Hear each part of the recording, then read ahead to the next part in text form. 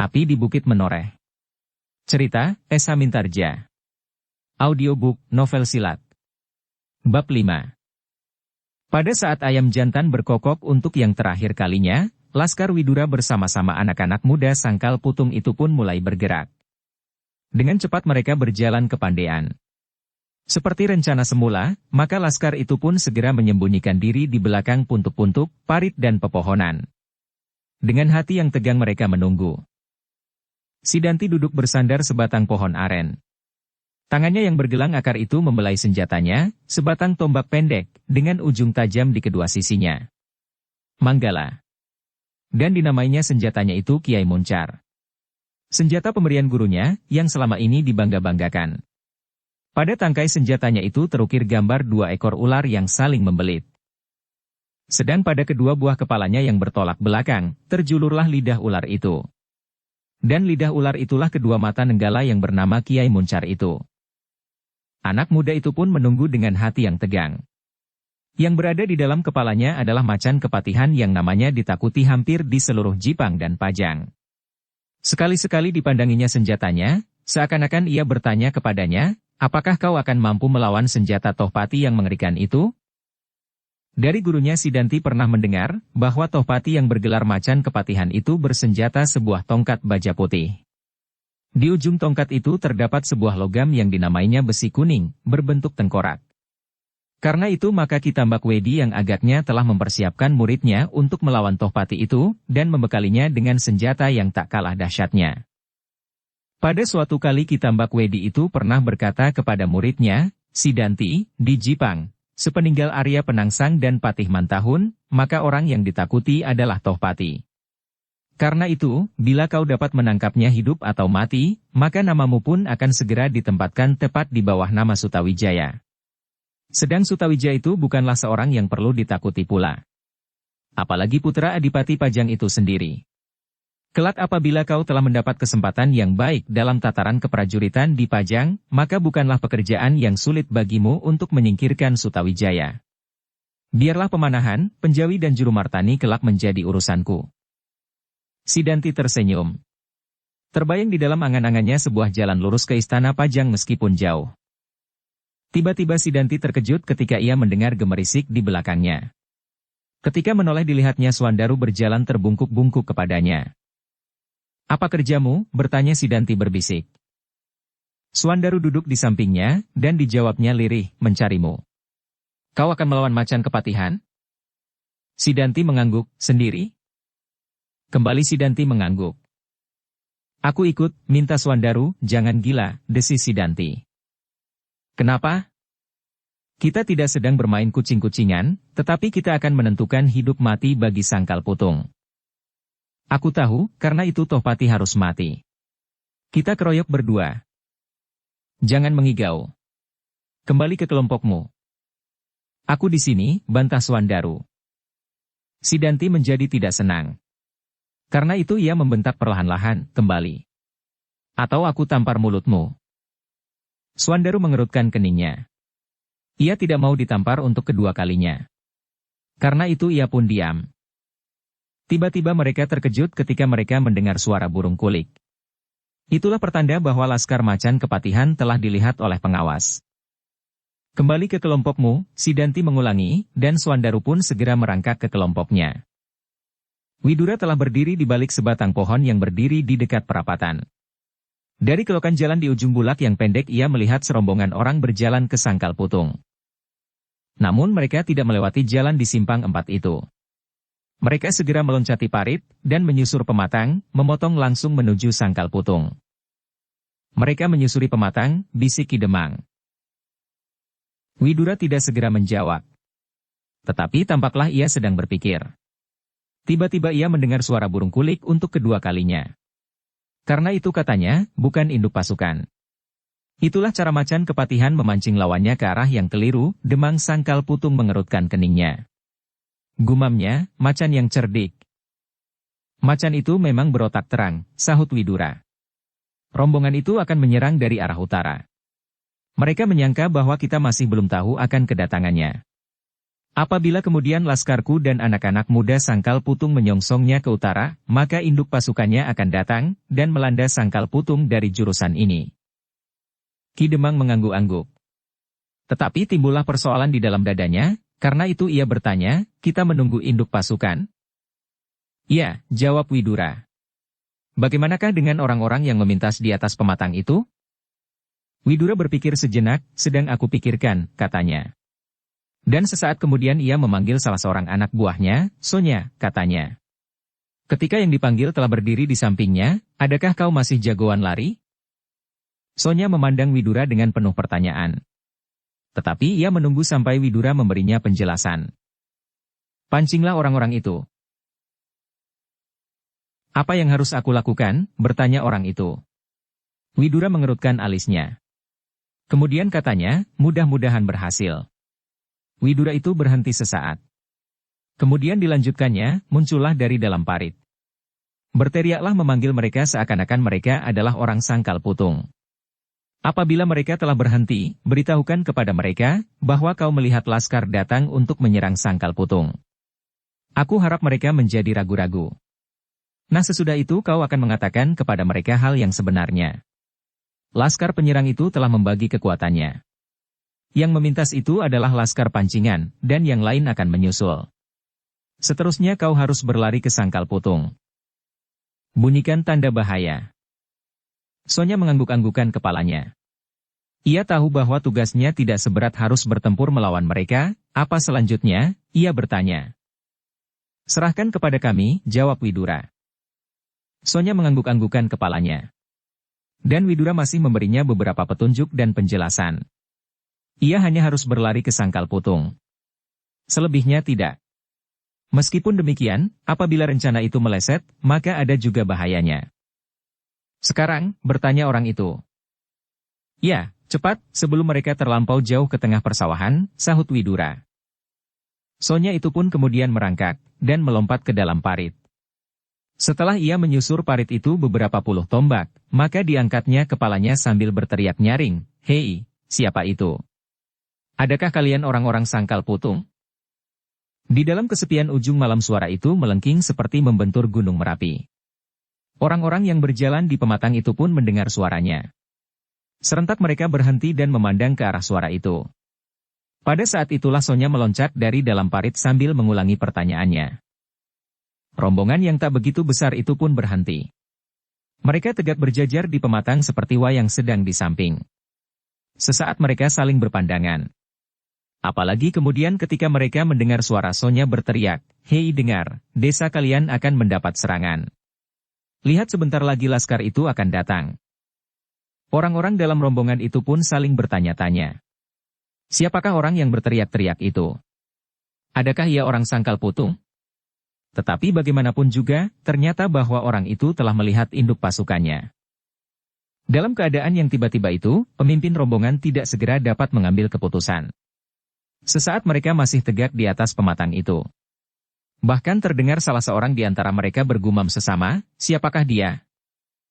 Kawannya menggeleng, jawabnya, entahlah, tetapi ia melihat induk pasukan. Berbahaya, sahut yang lain. Ya, akhirnya pemimpin pasukan itu pun berkata, tangkap orang gila itu. Dua orang dari rombongan itu kemudian melangkah kembali. Mereka segera mendekati Sonya. Sedang yang lain masih diam mematung. Widura melihat pertunjukan itu dengan hati yang tegang. Setidak-tidaknya, waktu mereka terulur. Apabila induk pasukan itu muncul dan terlibat dalam pertempuran dengan laskarnya, maka rombongan itu pasti akan kembali. Namun apabila tidak, maka ia harus mengambil kebijaksanaan lain. Sebagian laskarnya harus dikirim kembali dan melawan rombongan kecil pecahan laskar macan kepatihan itu. Ketika Sonya melihat dua orang datang kepadanya, maka katanya di dalam hati, tepat juga dugaan Ki Widura. Aku harus berlomba lari, tetapi Sonya tidak menunggu orang itu menjadi terlalu dekat. Tiba-tiba ia berteriak, "Hei, ternyata kalian bukan orang Sangkal Putung. Kalau begitu kalian adalah laskar Jipang yang akan mencoba memancing pertempuran di sebelah utara Sangkal Putung. Sedang laskar yang datang kemudian adalah induk pasukan." "Siapa kau?" tiba-tiba terdengar salah seorang dari rombongan orang-orang itu bertanya. Sonya tidak menjawab. Tetapi dipenuhinya perintah Widura yang terakhir. Segera ia meloncat dan berlari kembali ke sangkal putung. Dua orang yang akan menangkapnya itu pun mengejarnya. Namun ketika Sonya berlari lewat perapatan dan kedua orang itu mengejarnya terus, tiba-tiba saja keduanya terbanting jatuh dan tidak bangun kembali. Pemimpin rombongan itu menjadi heran. Dari jarak yang agak jauh, mereka hanya melihat bayangan orang-orangnya itu berlari dan kemudian tiba-tiba saja lenyap seperti ditelan perapatan. Kawan-kawan mereka pun melihat kedua orang itu hilang. Karena itu mereka menjadi heran. Sedang Sonya yang sedang berlari itu berlari terus. Sekali ia menoleh, dan pengejar-pengejarnya tidak dilihatnya lagi. Meskipun demikian, karena ia tidak mendapat perintah lain, maka ia pun berlari terus ke sangkal putung. Pada saat itu, cahaya yang merah telah membayang di timur. Bersamaan dengan munculnya sebuah rombongan lain dari balik tikungan. Demikian orang-orang itu tampak di mata Widura, demikian ia meraba hulu pedangnya. Geramnya, itulah induk pasukan mereka. Demang sangkal putung itu pun mengangguk-angguk. Karena itu mereka menjadi heran. Dilihatnya serombongan orang berjalan tak teratur, seperti habis menonton tayub. Namun disadarinya, bahwa mereka adalah prajurit-prajurit Jipang yang tak kalah nilainya dari prajurit-prajurit Pajang. Hanya karena kekalahan-kekalahan yang berturut-turut dialami adipatinya, sehingga gugur, maka tekad mereka sudah tidak sebulat sebelumnya. Pemimpin rombongan itu, seorang anak muda yang bertubuh tinggi berdada bidang dan kekar terkejut ketika dilihatnya pecahan laskarnya masih tegak di pematang. Dan dengan serta-merta ia berteriak, "Hei, kenapa kalian masih di sana?" Pemimpin rombongan itu pun menjadi bimbang. Sebelum ia menjawab terdengarlah tanda bahaya bergema di kademangan sangkal putung. Kentong titir. Gila, umpat anak muda itu. Cepat, capai sangkal putung lebih dahulu sebelum kami. Mereka telah melihat kita. Kami dan kalian. Seseorang dari mereka mengetahui dengan pasti bahwa induk pasukan akan menyusul, jawab pemimpin rombongan itu dari tengah sawah. Anak muda yang jangkung itu berpikir sejenak, dari mana kau tahu? Baru saja ia berlari ke sangkal putung sambil berteriak-teriak tentang laskar pecahan ini dan induk pasukan, sahut yang di pematang. Gila. Kenapa tidak kalian tangkap? Kami sudah berusaha. Tetapi gagal. Rombongan itu tiba-tiba berhenti. Pemimpinnya, anak muda yang tidak lain adalah kemenakan Patih Jipang Mantahun, yang bernama Tohpati dan bergelar macan kepatihan itu mengerutkan keningnya. Berhenti di tempat kalian, teriak Tohpati. Kemudian dengan seksama ia melihat jalan yang terbentang di hadapannya. Jalan itu sepi, namun kesepian itu terasa tegang. Macan kepatihan adalah seorang yang cerdas dan cermat di setiap garis peperangan. Karena itu tiba-tiba ia berkata nyaring kepada yang masih tegak di pematang, "Jalan terus, kami pun akan mengikuti jalanmu itu." Bukan main, desis Widura sambil menggeleng-gelengkan kepala. Anak itu cerdik seperti demit. Demang sangkal putung itu pun menggeleng-geleng pula. Katanya, apakah yang akan kita lakukan? Widura sadar bahwa ia harus bertindak cepat. Karena itu ia berkata, kita harus cepat mulai, sebelum jarak di antara laskar kita dan laskar Tohpati itu menjadi semakin jauh.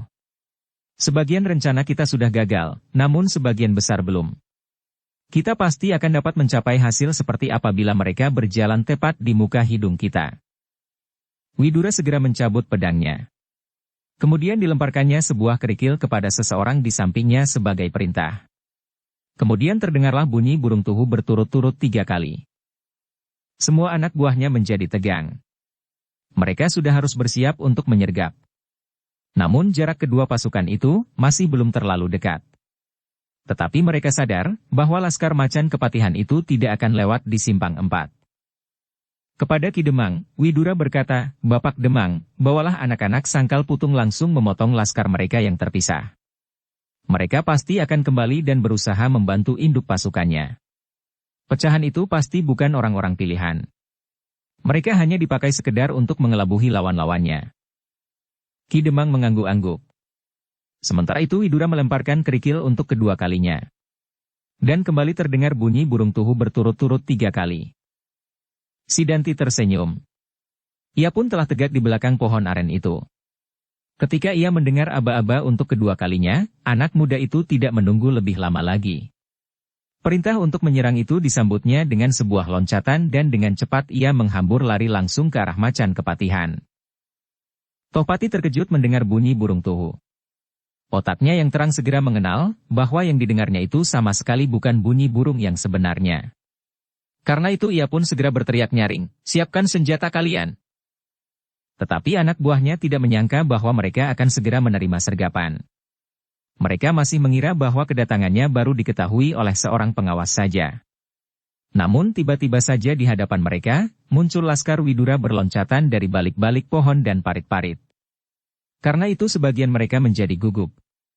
Tetapi karena mereka adalah prajurit-prajurit yang berpengalaman, segera mereka dapat menguasai diri mereka, dan dengan tangkasnya mereka mencabut senjata-senjata mereka. Macan kepatihan itu menjadi sangat marah. Ternyata kehadirannya kali ini telah diketahui benar oleh lawannya. Karena itu maka segera ia berteriak nyaring, katanya, "Bagus, kalian ternyata menyambut kedatangan kami. Ayo, majulah." Kedua laskar itu pun menjadi semakin dekat. Tetapi laskar Widura lebih mapan dari lawannya. Mereka sudah lama bersiap untuk bertempur, sedang laskar Tohpati itu harus mempersiapkan diri dengan tergesa-gesa. Tetapi Tohpati tidak menjadi bingung, bahkan terdengar ia memberi aba-aba kepada pecahan laskarnya, "Jangan kembali, langsung ke jantung sangkal putung. Bakar setiap rumah yang ada di sana dan bunuh semua orang." Widura sadar bahwa itu adalah suatu cara untuk memecah perhatian lawannya. Karena itu ia pun berteriak pula, "Swandaru, cegah mereka. Kekuatan itu sama sekali tidak berarti, yang lain tetap pada rencana." Swandaru pun segera meloncat dari persembunyiannya. Dengan tangkasnya ia memutar pedang bertangkai gading di tangannya. Terdengarlah anak itu berkata, "Ayah, apa yang harus aku lakukan sekarang?" "Kau dengar perintah pamanmu Widura," sahut ayahnya. "Adakah macan kepatihan itu di sana?" bertanya anak itu pula. "Tak ada waktu untuk meributkannya," potong ayahnya. "Pergilah segera." Swandaru yang gemuk itu pun kemudian berlari, seperti roda yang menggelinding di tanah-tanah yang becek.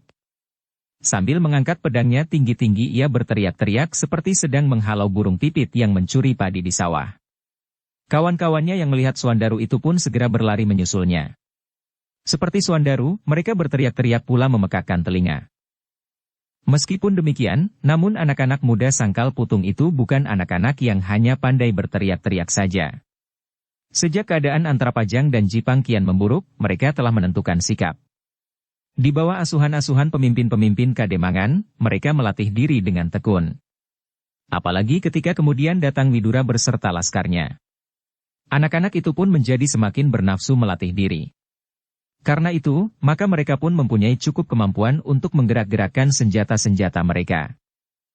Namun demikian, Widura tidak melepaskan anak-anak itu, di bawah pimpinan Swandaru, Jagabaya dan kemudian Demang Sangkal Putung itu sendiri, melakukan perlawanan terhadap laskar Jipang yang terlatih itu, meskipun hanya sebagian kecil dan bukan orang-orang pilihan.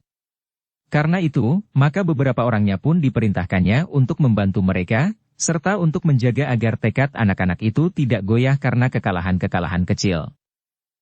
Tohpati, yang mendengar aba-aba Widura itu pun menggertakkan giginya. Percayalah yakini bahwa Widura tidak akan mudah ditipunya. Rencananya yang sudah disusun masak-masak itu, ternyata dapat diruntuhkan oleh Widura. Bahkan usahanya yang terakhir, mempengaruhi tekad perlawanan musuhnya itu pun dapat dipatahkan pula oleh pengaruh kata-kata Widura itu. Karena itu, maka kesempatan yang pendek itu pun dipergunakannya baik-baik. Semula ia akan menarik suatu garis datar langsung menghadapi laskar lawannya. Tetapi laskar Widura itu pun laskar yang cukup masak. Kelambatan Tohpati yang hanya sesaat, karena kebingungan beberapa orang pimpinan kelompoknya, telah merubah keseimbangan antara mereka. Beberapa orang anak buah Widura telah berhasil melampaui garis yang akan dibuat oleh macan kepatihan itu, untuk kemudian merangsang dari lambung. Tetapi Tohpati tidak pula kalah cekatan. Segera ia menarik sebagian laskarnya ke satu sisi, dan dibuatnya sebuah garis pertahanan yang lengkung. Wulan Punanggal. Widura masih menyaksikan aba-aba Tohpati dan kelincahan laskarnya. "Luar biasa," desisnya, "apakah kira-kira yang dapat dilakukan oleh gurunya, Mantahun di masa hidupnya?" Kemudian Widura itu pun melihat, betapa lincahnya si Danti menyusup di antara kesibukan laskar kedua belah pihak yang sudah mulai terlibat dalam pertempuran. Anak muda itu langsung menghampiri Tohpati yang masih tegak memandang berkeliling. Dengan cermat ia mengawasi keadaan medan, dipelajarinya kedudukan laskarnya dan kedudukan laskar lawannya. Dilihatnya pula pecahan laskarnya di tengah-tengah sawah yang juga sudah melakukan perlawanan terhadap anak-anak muda Sangkal Putung yang melanda mereka itu seperti banjir. Dengan semangat yang menyala-nyala anak-anak muda itu bertempur.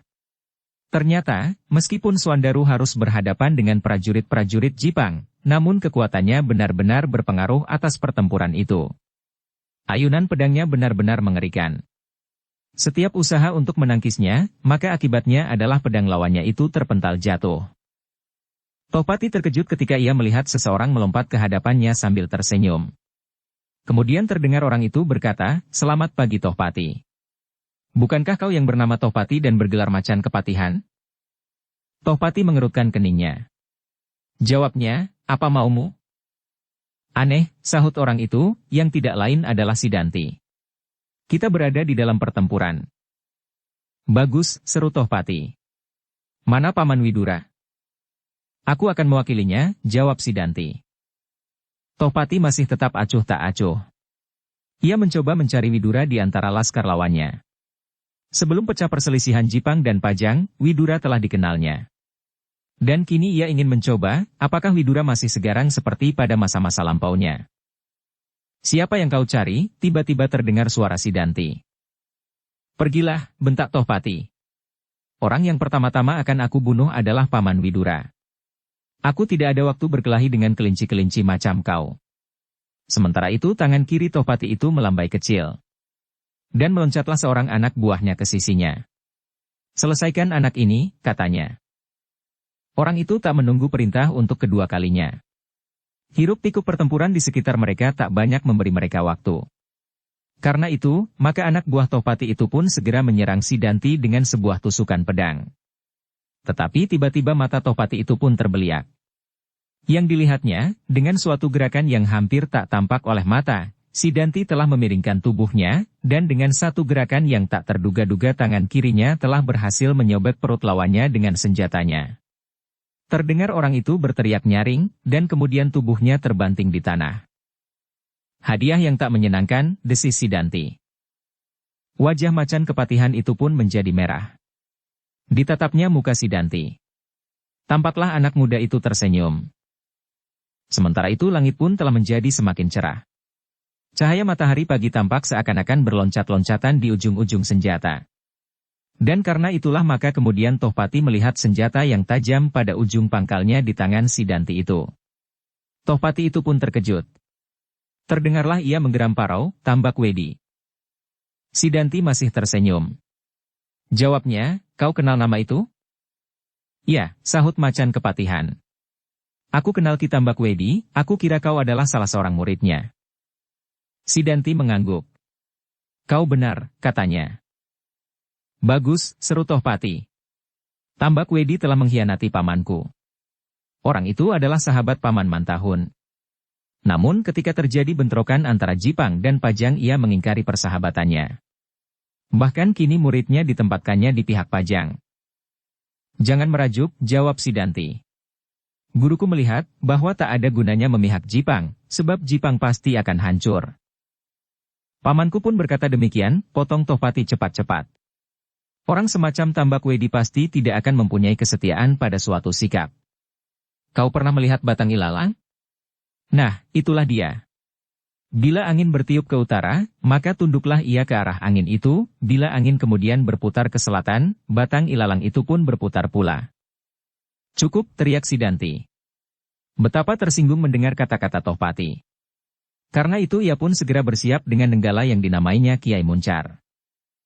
"Senjata itu ada di tanganmu sekarang," berkata Tohpati pula. "Nah, aku ingin melihat, apakah kau dapat mempergunakannya." Sidanti tidak menunggu lebih lama lagi. Dengan cepatnya ia menyerang dengan senjata yang dahsyat itu. Tetapi yang diserang kini adalah macan kepatihan. Meskipun demikian Tohpati itu pun terkejut pula melihat kecepatan gerak lawannya. Tetapi Tohpati adalah seorang prajurit yang berpengalaman dalam pertempuran bersama dan dalam perkelahian perseorangan. Karena itu serangan Sidanti itu sama sekali tidak mencemaskannya. Sesaat kemudian kedua orang itu telah terlibat dalam suatu pertempuran yang sengit. Sidanti benar-benar dapat memanfaatkan kedua tajam senjatanya di ujung dan pangkalnya itu.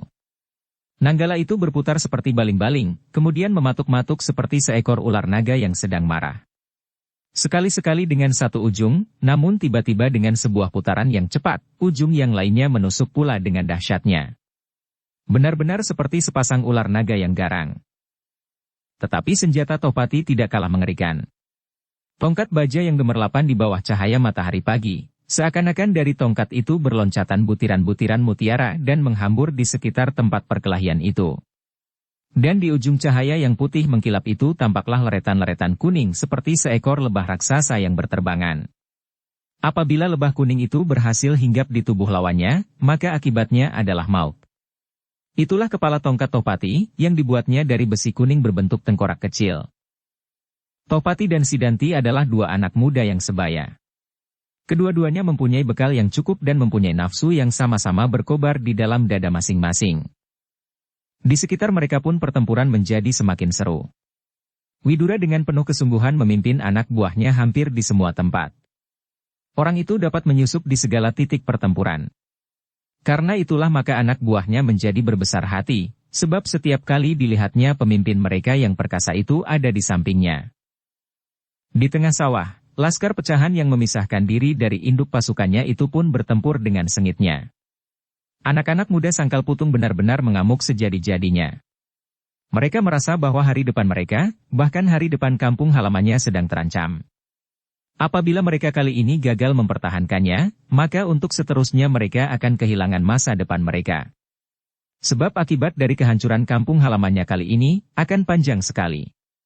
Kesedihan, kemelaratan, paceklik yang panjang karena lumbung-lumbung mereka akan habis dirampas dan banyak penderitaan-penderitaan yang lain. Ibu-ibu mereka, istri-istri mereka dan adik-adik mereka akan menjadi korban pula karenanya. Meskipun demikian, lawan-lawan mereka adalah prajurit-prajurit yang terlatih.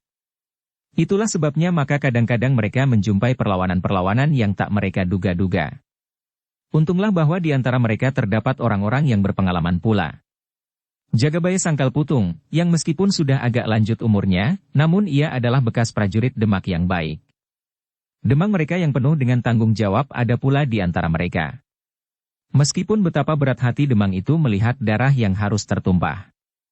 Namun akhirnya disadarinya, bahwa pada suatu saat pedang di tangannya harus diayunkan, apabila kebenaran dan haknya telah terancam. Apalagi ada pula di antara mereka, beberapa orang anak buah Widura yang dapat memimpin mereka dalam keadaan-keadaan sulit. Tohpati yang terikat dalam pertempuran dengan Sidanti menggeram marah. Kesempatannya untuk memperhatikan keadaan medan sangat terbatas. Sesaat-sesaat ia melihat juga Widura berloncatan kian kemari hampir di seluruh daerah pertempuran, namun ia tidak dapat mengimbanginya. Karena itu, maka kemarahannya semakin memuncak.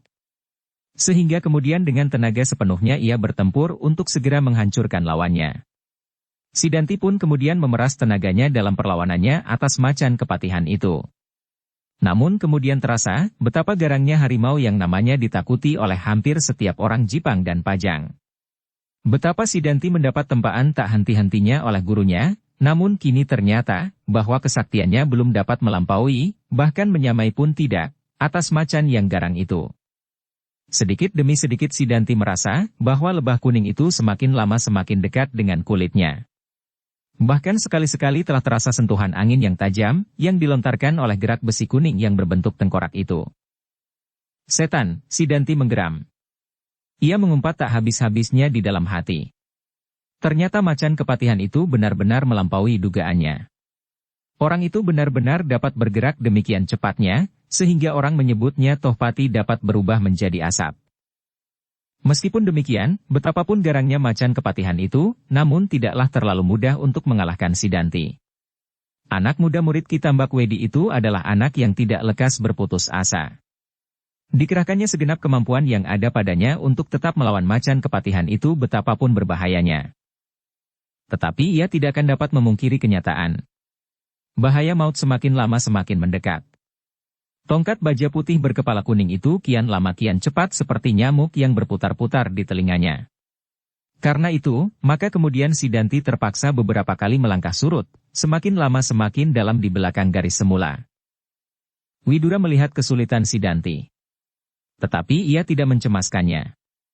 Sebab di samping anak muda itu bertempur Hudaya dan Citragati. Orang-orang tua yang dapat dipercaya untuk setidak-tidaknya meringankan tekanan Macan Kepatihan atas murid Ki Tambakwedi itu. Ia sendiri masih tetap berputar-putar di sepanjang garis pertempuran. Karena itulah maka kemudian tampak bahwa Laskar Widura berada dalam keadaan yang lebih baik dari lawannya. Hudaya pun kemudian melihat kesulitan Sidanti.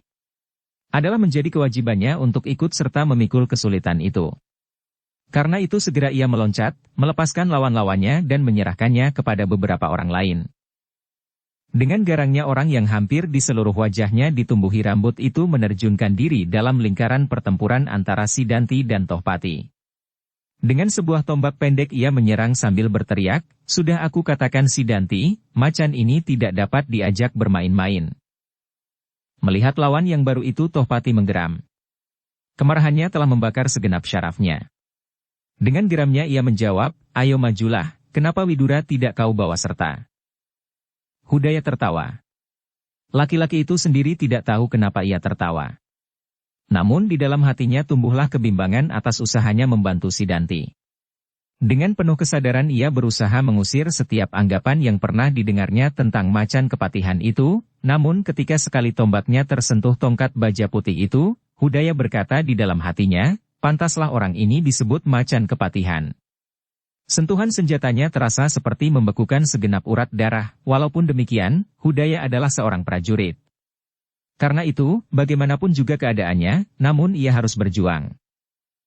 Melihat Hudaya telah melibatkan diri dalam perkelahian itu, Citragati tersenyum. Desisnya alangkah sombongnya murid Ki Tambakwedi. Namun akhirnya orang-orang tua juga harus ikut menghadang bahaya. Kalau Untara ada di antara kita. Tetapi Citragati pun tidak sampai hati membiarkan mereka berdua mengalami bencana. Karena itu ia segera menyelinap di antara anak-anak buah di dalam kelompoknya.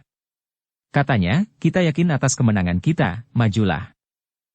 Kemudian Citragati itu pun berdiri di dalam lingkaran pertempuran itu.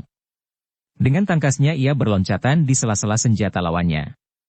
Dengan sebuah pedang ia mencoba untuk melawan Tohpati bersama-sama dengan Hudaya dan Sidanti. Tetapi anak buah Macan Kepatihan itu pun tidak membiarkan pemimpin mereka mengalami cedera karena beberapa orang telah bertempur bersama-sama melawannya. Karena itu dengan serta-merta dua orang lain pun segera melibatkan dirinya pula. Sehingga dengan demikian, keseimbangan perkelahian antara Sidanti dan Tohpati masih juga belum berubah. Sebab Hudaya dan Citragati mau tidak mau harus berusaha memusnahkan setiap serangan dari kedua orang Jipang itu.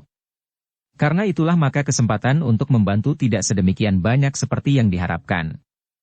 Demikian agaknya orang-orang Jipang itu pun telah bersiap pula apabila pemimpinnya mengalami peristiwa semacam itu. Keadaan Sidanti pun semakin lama semakin menjadi sulit. Hudaya dan Citragati bahkan kemudian tak dapat diharapkannya lagi. Setiap orang Pajang yang mencoba melepaskan Hudaya dan Citragati dari lawan-lawan mereka selalu mendapat lawan-lawan yang baru. Tetapi sementara itu, Laskar Pajang telah berhasil mendesak laskar lawannya dari ujung ke ujung pertempuran. Bahkan Laskar Jipang yang bertempur melawan anak-anak muda Sangkal Putung itu pun akhirnya terpaksa beberapa kali menarik diri surut. Suandaru sendiri yang menyadari tenaganya yang perkasa, menghantam setiap lawan yang berdiri di sekitarnya. Apalagi anak muda itu tidak hanya melandaskan diri pada kekuatannya, namun ia tahu juga bahwa ia harus mempergunakan otaknya. Ketika Widura melihat Sidanti semakin terdesak, serta setelah dilihatnya, betapa Hudaya dan Citragati sama sekali tidak berhasil membantunya dengan leluasa, Widura pun menjadi cemas. Karena itu segera ia meloncat, menyusup di antara pertempuran itu mendekati Sidanti yang telah hampir kehabisan tenaga. Macan Kepatihan yang marah itu telah mengerahkan segenap kemampuannya untuk segera membinasakan lawannya. Lawan yang bukan saja ditemuinya di garis pertempuran ini, namun dendam gurunya kepada guru anak itu pun telah memaksanya untuk bertempur sekuat tenaga. Tetapi Widura datang tepat pada waktunya. Pada saat Sidanti terdorong beberapa langkah surut, serta tongkat baja itu telah terayun dengan derasnya, sehingga Sidanti tak mungkin lagi menghindar. Selain menangkis dengan nenggalanya, pada saat itulah Widura telah berada di sampingnya. Desisnya sambil menyilangkan pedangnya di hadapan dadanya, aku terpaksa agak lambat menyambutmu Angger. Heh, teriak Tohpati dengan marahnya. Meskipun demikian ayunan tongkatnya tidak juga ditariknya. Dilihatnya kemungkinan bahwa Nanggala yang dahsyat itu kali ini tak akan mampu melawan tenaganya, karena kedudukan Sidanti yang sulit. Namun tiba-tiba dilihatnya bahwa pedang yang bersilang di muka dada Widura itu terayun dengan cepatnya memukul tongkatnya dari samping, sehingga tongkat itu berubah arah. Sidanti terhindar dari maut yang menerkamnya. Namun meskipun demikian, tongkat baja putih itu masih menyentuh pundaknya. Dengan demikian, maka Sidanti terdorong beberapa langkah surut. Terdengarlah anak muda itu berdesis menahan pedih yang menyengat pundaknya itu. Terasa sentuhan itu seperti bara api yang dilekatkan pada kulitnya, ketika tangan kirinya meraba pundak itu, terasa darahnya meleleh dari luka. Setan, desisnya dengan geram. Kemarahannya membakar seluruh urat nadinya. Namun tangan kanannya kemudian terasa seakan-akan terlepas dari persendiannya, sehingga tangan itu dengan lemahnya tergantung di sisinya tanpa dapat digerakkannya. Sidanti menggeram. Terdengar giginya gemeretak menahan marah. Tetapi kini tenaganya telah susut lebih dari separuh. Setelah ia memeras tenaganya habis-habisan, kini pundaknya terluka pula. Karena itu, maka Sidanti merasa bahwa ia tak akan mampu menumpahkan kemarahannya kepada macan kepatihan itu. Mau tidak mau Sidanti harus menerima kenyataan yang berluka. Macan kepatihan itu tidak dapat dikalahkannya, bahkan pundaknya telah dilukainya. Maka ketika ia melihat Widura telah siap untuk melawan Tohpati itu, Sidanti menjadi agak tenang. Sebab dengan demikian maut telah berkisar dari dirinya. Meskipun demikian, Sidanti masih mencari sasaran untuk menumpahkan kemarahannya. Dengan senjatanya di tangan kiri anak muda itu kemudian melawan siapa saja yang berani datang mendekatinya. Walaupun telah terluka, namun Sidanti itu masih tetap berbahaya bagi lawan-lawannya. Tohpati, yang kehilangan korbannya, menggeram penuh kemarahan. Katanya, Paman Widura, kau telah menggagalkan usahaku membunuh murid pengkhianat itu. Karena itu, kau memberi kesempatan, atau kau sendiri yang terbunuh. Angger macan kepatihan, sahut Widura, adalah sudah sewajarnya bahwa sekali kita berhasil mengorbankan lawan kita, namun kali yang lain kita kehilangan kemungkinan itu. Kini kau kehilangan Sidanti, namun kau menemukan aku di sini. Nah, jangan cari yang tidak ada. Bagus, teriak Tohpati, memang sejak semula aku ingin bertemu dengan Paman Widura. Dan kini Paman telah datang menyambut aku. Widura tidak menjawab. Tetapi ia sadar bahwa ia harus berjuang sekuat kemampuan yang ada padanya. Sebab Tohpati adalah seorang anak muda yang sakti. Meskipun demikian, Widura kini sedang mengemban kewajibannya sebagai seorang prajurit. Karena itu ia harus melawan, betapapun sakti musuhnya itu.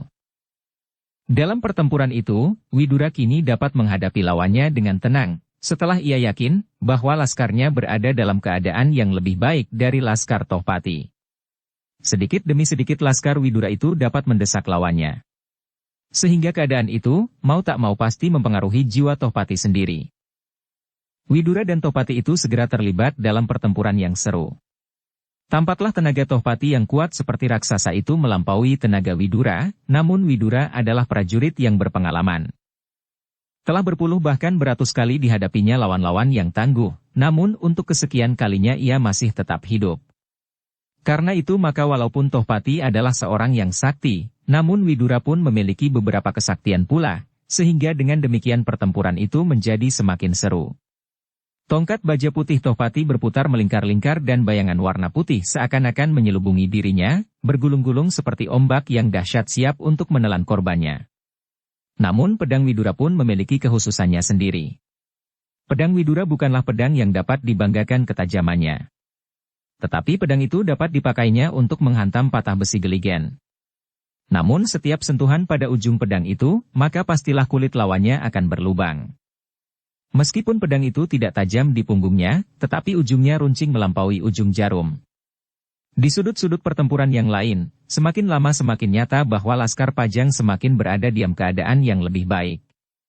Berkali-kali mereka berhasil mendesak lawannya dan berkali-kali pula Laskar Tohpati terpaksa menarik diri surut.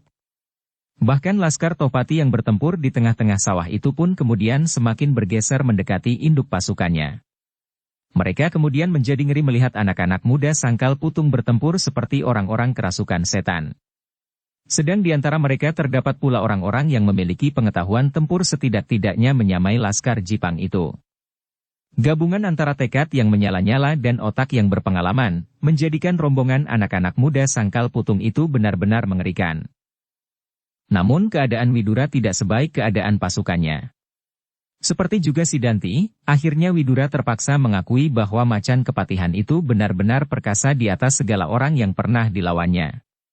Tetapi Widura tak dapat mengingkari kewajibannya. Ia adalah orang yang terakhir yang harus menahan arus kemarahan Tohpati, apapun yang akan terjadi pada dirinya. Karena itu, sadar akan tugasnya, maka Widura pun segera mengerahkan segala kesaktiannya. Menurut perhitungannya, maka apabila ia berhasil memperpanjang waktu perlawanannya, maka laskarnya pasti sudah benar-benar dapat menguasai Laskar Jipang, sehingga dengan demikian maka keadaan itu akan segera mempengaruhi Macan Kepatihan. Ternyata perhitungan Widura yang berpengalaman itu pun terjadi. Setiap kali Tohpati dipengaruhi oleh pekik kesakitan dan kadang-kadang sebuah teriakan maut dari anak buahnya. Sedikit demi sedikit, satu demi satu anak buahnya pun rontoklah. Betapa sakit hati Macan yang ganas itu, ketika disadarinya, bahwa keadaan laskarnya benar-benar tidak menyenangkan. Tetapi karena itulah maka kemarahannya menjadi semakin memuncak. Widura itu harus segera dibinasakan.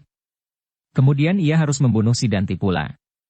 Apabila kedua-duanya telah terbunuh, maka ia akan dapat membantu laskarnya memusnahkan orang-orang Pajang yang dibencinya itu. Lebih daripada itu, maka anak-anak muda Sangkal Putung bukanlah lawan yang perlu diperhitungkan. Karena itulah maka Tohpati itu pun segera mengamuk sejadi-jadinya. Tetapi betapapun juga, Tohpati tak dapat membutakan matanya serta menulikan telinganya atas peristiwa-peristiwa yang menyedihkan yang terjadi di antara laskarnya. Ia tahu benar, bahwa Widura kini hanya tinggal bertahan memperpanjang waktu. Dan ia pun telah berusaha melawan waktu itu, sehingga pekerjaannya harus segera selesai. Tetapi setiap kali ia mendengar, dan setiap kali ia melihat seorang dari anak buahnya terbanting di tanah dengan darah menyembur dari lukanya, maka hatinya berdesir pula. Sebagai seorang pemimpin yang baik, maka Tohpati tidak akan mengorbankan terlalu banyak anak buahnya untuk hasil yang belum pasti. Dalam waktu yang pendek Macan yang cerdik itu membuat perhitungan untung rugi dari pertempuran itu. Apabila ia berhasil membunuh Widura dan Sidanti, maka apakah jumlah laskarnya masih cukup banyak untuk melawan arus laskar Widura yang tangguh itu? Apakah orang-orang yang cekatan seperti Hudaya, Citragati dan beberapa orang lain lagi tidak segera mengambil alih pimpinan dan melawannya dalam sebuah kelompok yang besar bersama-sama? Akhirnya Tohpati tidak dapat mempertahankan tujuan penyerangannya kali ini. Ia harus melihat kenyataan itu. Karena itu, tiba-tiba Tohpati mengambil suatu keputusan untuk menarik diri. Namun setidak-tidaknya ia harus dapat mencegah Widura dan anak buahnya mengambil keuntungan dari keadaan terakhir itu. Maka sekali lagi dengan segenap kemampuan yang ada, Tohpati melibat Widura dalam lingkaran bayangan putih. Bayangan putih itu benar-benar seperti asap yang mengerikan. Asap yang mengandung di dalamnya nafas maut. Widura pun berusaha melawan dengan kemampuan terakhirnya. Tetapi semakin terasa asap putih itu semakin membingungkannya. Ujung tongkat baja putih yang berwarna kuning itu semakin lama terasa semakin dekat dari tubuhnya. Tetapi Widura adalah orang yang tabah. Karena itu ia masih tetap tenang apapun yang terjadi. Pada saat-saat terakhir, maka Tohpati itu pun terkejut ketika dilihatnya seseorang mendekatinya. Sebuah pedang terayun dengan derasnya, memotong sinar putih yang bergulung-gulung di sekitarnya. Betapa heran hati Macan Kepatihan itu. Tetapi ia tidak memperhatikannya terlalu banyak. Ayunan tongkatnya itu diperkuat untuk menghantam pedang yang mencoba melawannya. Maka terjadilah sebuah benturan yang sengit. Pedang itu terpental beberapa langkah dari titik benturan, dan terlepas dari genggaman. Namun Macan Kepatihan itu pun terkejut bukan kepalang. Terasa bahwa tangan yang menggerakkan pedang itu mempunyai kekuatan yang luar biasa. Ketika ia menatap penyerangnya, maka Tohpati melihat seorang anak muda yang gemuk. Dengan gugupnya anak itu mencoba mengambil pedangnya yang bertangkai gading. Namun tangan itu terasa terlalu nyeri. Dengan demikian, maka ia hanya dapat melihat dengan penuh kecemasan ketika Macan Kepatihan itu sekali lagi memutar tongkatnya dan menyerangnya.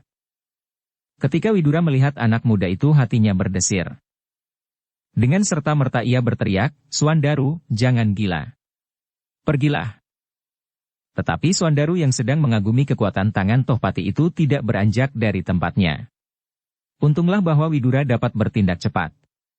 Dengan garangnya ia meloncat maju, dan menyerang Tohpati dengan ujung pedangnya.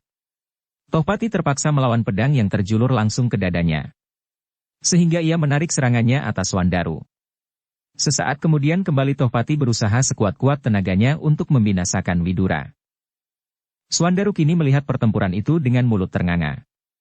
Ternyata bahwa kekuatan saja, betapapun besarnya, tidak akan bermanfaat apabila tidak disertai rangkapan ilmu yang lain, ilmu gerak, ilmu ketangkasan dan ilmu menggerakkan senjata. Lebih dari itu adalah ilmu pemusatan pikiran dan kekuatan pada titik-titik tertentu. Tetapi ia tidak tahu, bahwa di samping ilmu-ilmu itu, maka Tohpati maupun Widura telah mempergunakan ilmu yang dapat mengungkap kekuatan-kekuatan yang tersembunyi di dalam tubuh mereka masing-masing. Karena itu, meskipun Swandaru mempunyai kekuatan yang luar biasa, namun pada saat ia membenturkan pedangnya untuk melawan tongkat putih Tohpati yang sedang berputar itu, maka tenaganya itu seakan-akan tidak berarti. Lalu bagaimanakah kira-kira kekuatan Tohpati? Seandainya orang itu dengan sengaja memukulkan tongkatnya dengan kekuatan sepenuhnya? Tetapi bagaimanapun juga, perbuatan Swandaru itu telah memperpanjang waktu perlawanan Widura. Dengan demikian korban di kedua belah pihak pun semakin bertambah-tambah. Apalagi di pihak Laskar Tohpati. Karena itu maka Tohpati pun segera mengambil keputusan untuk menyelamatkan orang-orangnya. Ia sama sekali tidak melihat keuntungan apapun apabila ia memperpanjang perlawanannya. Rencana yang disusunnya benar-benar telah hancur berantakan. Maka yang kemudian dilakukan oleh macan kepatihan itu adalah meloncat surut, melepaskan diri dari ikatan pertempuran dengan Widura. Dengan nyaringnya ia berteriak, "Tinggalkan pertempuran. Segera!" Laskar Jipang itu pun adalah laskar yang terlatih. Mereka pun tahu benar, bagaimana mereka harus meninggalkan pertempuran. Beberapa orang pemimpin kelompok segera tampil ke depan melindungi anak buah mereka yang berloncatan mundur. Tohpati itu pun kemudian meloncat kian kemari, seperti burung elang yang berterbangan menyambar-nyambar. Dengan tangkasnya ia memotong laskar Pajang yang berusaha mengejar anak buahnya yang melarikan diri. Dari antara laskar Jipang itu kemudian tampillah orang-orang yang bersenjata jarak jauh. Bandul, pasar dan panah. Ternyata mereka telah benar-benar bersiap menghadapi setiap kemungkinan, sampai pada kemungkinan mengundurkan diri. Usaha Widura untuk mengikat kembali Tohpati dalam suatu titik perkelahian tidak berhasil. Setiap kali macan kepatihan itu selalu menghindar dan dengan tongkatnya ia terus-menerus berusaha menyelamatkan anak buahnya sejauh mungkin. Bersambung ke bab 6.